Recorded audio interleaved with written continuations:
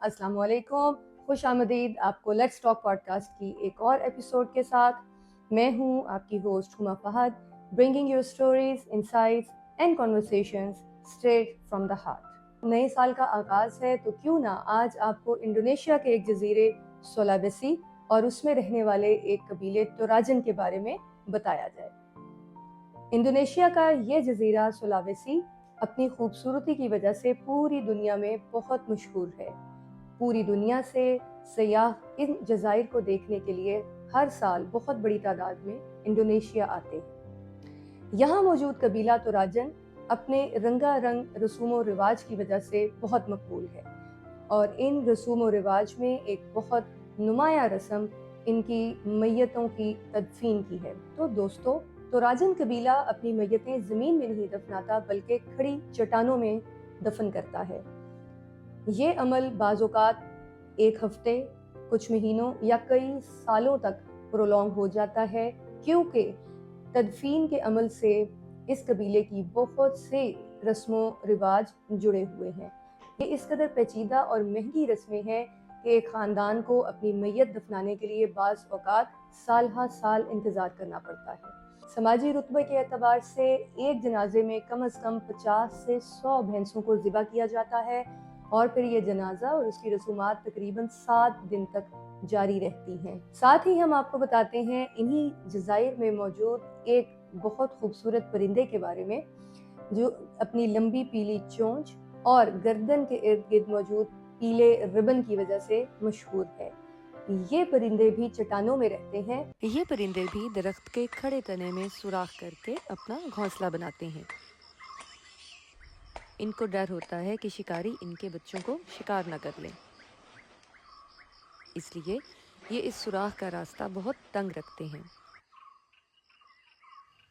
मादा अंडे देकर इस घोंसले के सुराख को मजीद बंद करके खुद को अंदर कैद कर लेती है। इतना सुराख बचता है जिससे नर उसके लिए दाना और पानी ला कर देता है। ये लंबी कैद होती है,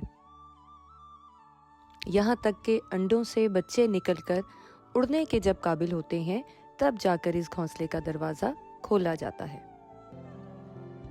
नाजरीन, तोराजा कबीले की तदफीन की रस्म बहुत पेचीदा है, यहाँ तक कि अगर ज़राए मुयस्सर ना हो तो मैयत कई साल तक घर में पड़ी रहती है। आप घर का दरवाज़ा खोलते हैं और मैयत आपका इस्तकबाल करती है और आपको याद दिलाती है कि मुझे भी दफनाना है। यहाँ सोचने की बात यह है कि खूबसूरत जजीरे सोलावेसी की इन दोनों रस्मों के नताइज बहुत मुख्तलिफ हैं।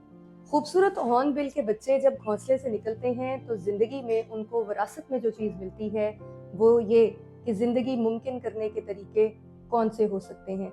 मादा अपने घोंसले तक महदूद रह के उन बच्चों को ज़िंदगी जीना सिखाती है, ज़िंदगी की हिफाजत करना सिखाती है, और जब ये बच्चे घोंसले से बाहर निकलने के काबिल होते हैं तो किसी हद तक ज़िंदगी गुजारने के तरीके आसानी से समझ चुके होते हैं।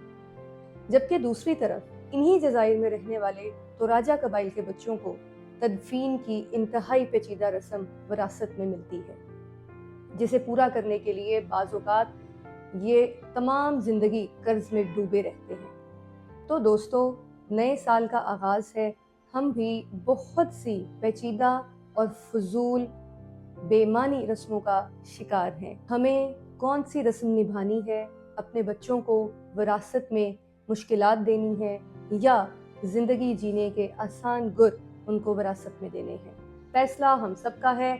सोचिएगा ज़रूर और हमें कमेंट्स में ज़रूर बताइएगा कि वो कौन सी रस्म है जिसका आप इस साल इरादा करते हैं कि उसे तर्क कर देंगे, जिसका हमारी ज़िंदगियों में कोई मस्बत असर नहीं है।